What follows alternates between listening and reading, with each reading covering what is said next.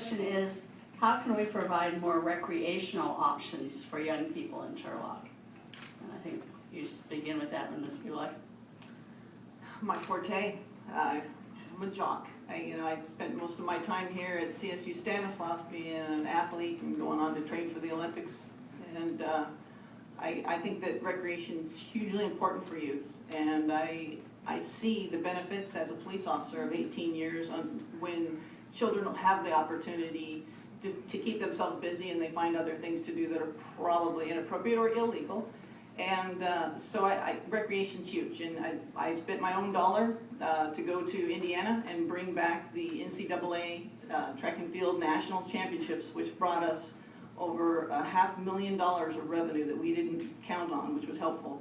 I want to see more things like that. I want to take it in the week before, try and get some youth project over at the Debley Field so that those kids stay and watch the secondary one when we host a game, the Nationals.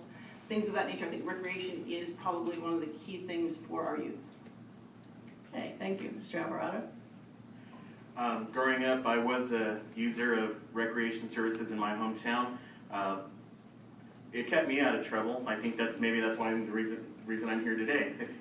I'm a very big supporter of opportunities for children, to keep them off the streets, give them a place to be, to grow and learn outside of the classroom environment. If it takes volunteers, if I even want to lead something or come up with something for our youth, I want to do that. Thank you. Ms. Jackson? Well, back in 2008, I was the Arts and Recreation candidate, and I think that's a proud label. I think recreation activities are huge, and it's not just for youth, but it's for adults. And if I had my way and an unlimited checkbook, we would have an aquatic center, an ice skating rink. I have talked about an ice skating rink since moving back here, and when we were walking precincts at 100 degrees, I was ready. And the closest one is in Stockton and Fresno, so I'm thinking it would be a sales tax boom. The bowling alley. Why can't the banks fund the bowling alley?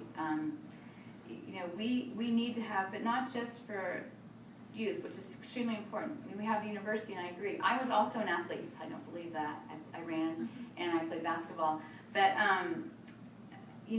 it's so important and it's essential. And if we can work together with the school district, I didn't vote for Joe Debley, but I know these kids are so proud of that field, and that's really important.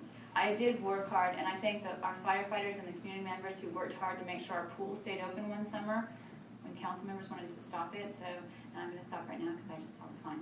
Okay. Mr. Nascimento? Our Parks and Recreation programs are very important. I'm very proud to serve as the Vice Chair of the Parks and Recreation Commission here in Turlock. We've been successful even in this downturn in getting new equipment installed in some of our parks. It's been donated by very generous donors in our community. Very proud of us working with private donors to get projects done even through this downturn where the council doesn't have the money really to fund these things. I grew up playing youth soccer here in Turlock. I think it was crucial to my own development. I played for the Turlock Tornadoes, which is a traveling soccer team, was my team captain. I know it kept me out of a lot of trouble as well. I think it's important in the development of our youth, and ultimately it's a good investment in our community. Having the regional sports complex brings in huge tournaments in town.